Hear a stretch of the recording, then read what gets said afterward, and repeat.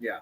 And Andrew, you asked, what we think about it, and you've got the people that say, ETs, they're demons, right? They're demons. It's demonic entities. You got people that think no, they're actually real, but I don't think it really makes too much of a difference because the the impact is the same, right? You read about old demonic encounters, right, that the saints had, and the demons try to awe you, they try to bewilder you, they try to confuse and confound you with sometimes absurd things. And you see the same thing happen with extraterrestrial encounters in a lot of these situations. Just totally absurd things. Father Seraphim Rose talks about in the book Orthodoxy and the Religion of the Future how some of these, contactees would say like, they brought me on their ship and offered me pancakes, and just like totally absurd things that just like, why? It makes no sense. And it's the same thing that happens with people that take psychedelic drugs. They get bewildered, confounded, awed, and then all of a sudden a message comes in. We're all one, bro. Nature's God, bro. You're God, bro. And it's the same thing. You're bewildered and confounded, and so you're in a suggestible state. And now you're receptive to whatever the message is that they're giving you. So I obviously think that it's demonic. I don't believe that these things are coming in metal ships from other planets. I think that this is the rulers of the air, the principalities of the air, the demons that the Bible and the church talks about. But really, whether you want to acknowledge it or not, the end result is the same, right? It gets you away from the message of Christ, from the salvific sort of understanding of humility and self-service and self-sacrifice for others, and puts you into this sort of primitive pagan mindset of worshiping nature, worshiping created things, whether you call them gods or demons or aliens. And we see the same thing happening right now. You can go on channels like Gaia. I don't know if you guys are familiar with that sort of program, Gaia, but you see all sorts of new age stuff, these like hippie alien cults that, go out to special spots. This is a vortex, man. We have a lot of ET presence here. And they really worship these things. They really think that the savior is going to come down from the sky in a ship and going to teach everybody to stop burning fossil fuels and to just be one with nature and love the planet, man. If you're not familiar, on the right side in this picture, yes, that is a Twilight Zone episode, if memory serves correctly, How to Serve Man. To serve man. How to Serve Man. And, they thought it was a cookbook or so. There was some type of twist on it because it was the Twilight Zone. I don't remember exactly. But then to the left, there's the demonic entity that Crowley had drawn out, Lamb. You have to admit that that's very creepy. Like almost, hey, the inspiration, where else did it come from? I mean, it's so close. It's important to keep in mind when you're talking about any of these big figures, right? 100%. I agree with you that he's a grifter, that in his mind, he doesn't actually think he's working on behalf of Satan. He thinks, oh, these Christians are idiots, right? And I can use this idea of the devil, to flip it and to mess with these people and to troll, right? But it's this ironic thing where that is Satanism, like worldliness and just materialism and hedonism. That truly is satanic, and you don't have to understand the metaphysical truth, like the deep truth behind how sick what you're doing is, to actually be used as a slave for demons and for Satan. And that's most of these people, whether it's Gil Bates or Jeff Stein Epry or any of these guys, I don't believe any of them really truly understand what they're doing, because if they did, they wouldn't do it, right? They don't truly understand that they're destroying their soul and that they're damning EPL, is there any doubt that, much like Crowley before him, that LaVey was very plugged in to Hollywood?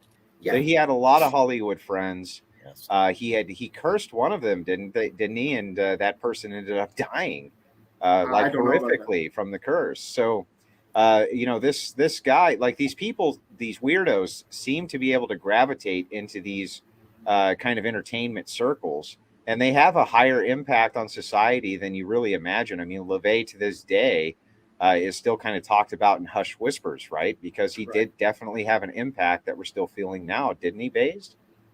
Yes, he did. Yeah, I agree. I agree with Expo there. I think that it's a strange argument. I understand people's argument when they make this argument, but it's kind of a strange argument when people say that, oh, he was 100% 100% fake, because regardless, I think that the outcome and how he's used is what's really is the important thing, and tends to be really insidious. I think you're thinking of I think it was Jane Mansfield.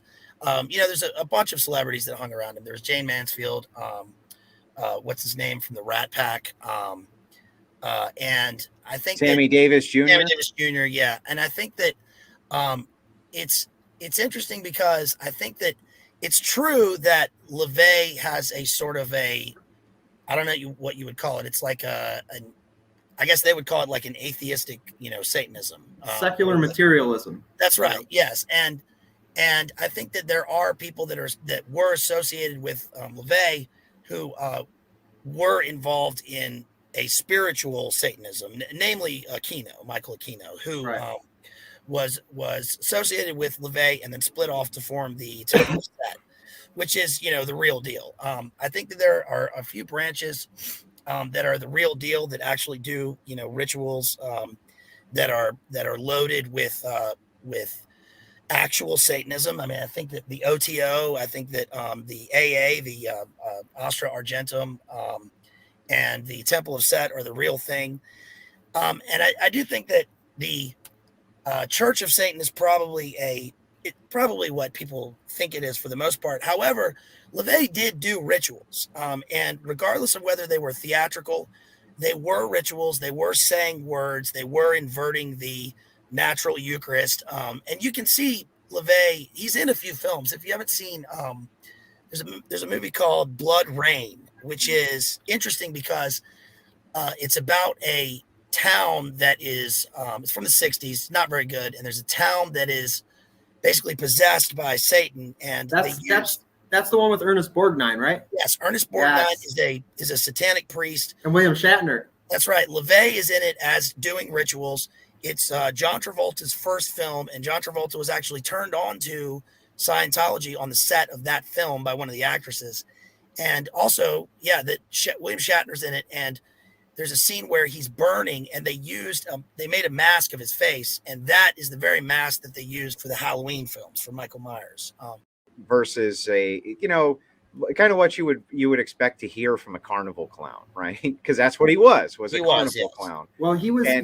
Sorry, go on. No, go ahead. No, you go ahead. I'm sorry. He was very inspired by the film. They just made a re-release of it. Guillermo del Toro. What was that called? Nightmare Alley. Nightmare Alley. So he was really inspired by the 40s film Nightmare Alley.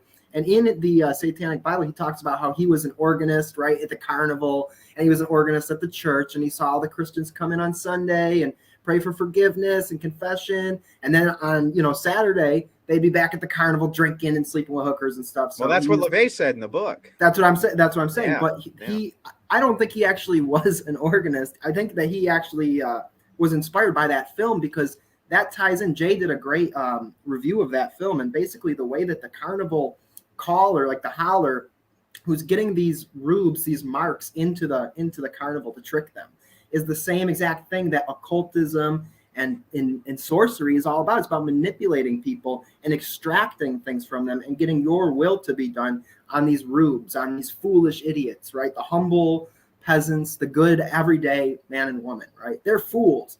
The Satanism, occultism, they're the predators, they're the wolves that are trying to attack the sheep, right? So that's where one of his inspirations was that film, because that film and that book is all about that manipulative Carney-esque thing of manipulating people and that. So that's the thing, is that there's not this strict dividing line between they were doing it and they don't even believe in these forces and these forces are helping them. I think it kind of all coalesces together, right? Like it's through their rejection of God and of the spiritual. It's through they're consciously willing to do evil and to not feel bad about it, right? It's an exchange. You do evil and you get rewarded in some way. Demons, I know you talked with DPH and Father Ananias about that, just the kind of exchange that happens with demonic things, whether it's you're taking drugs, right? And they make you feel comfortable. They make you feel okay. They make you feel safe. But meanwhile, you're open to robbery, to the thieves coming in at night and stealing the gifts that God has given you. And so with demons, it's always an exchange. So maybe these people get very rich. Maybe they get very wealthy.